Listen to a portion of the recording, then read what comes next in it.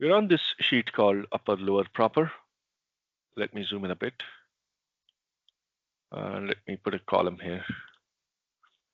Let's say we got some names out there. And one problem is that all the names are in capital orders. I want to make sure that I want to make all these names in small letters, small letters. So is there a function for that? Yes, there is a function called lower, and it will put all the names in the lowercase.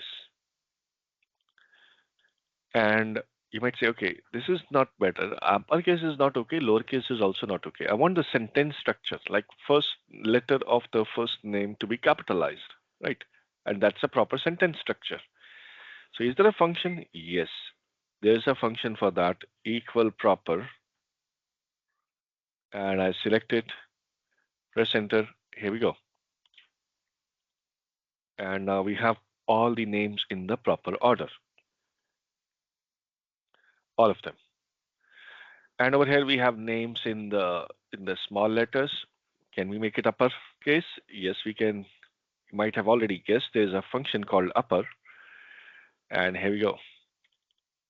Maybe we have part numbers. We want to have them all in uppercase, upper. Here we go. And we can copy them down. Here we go.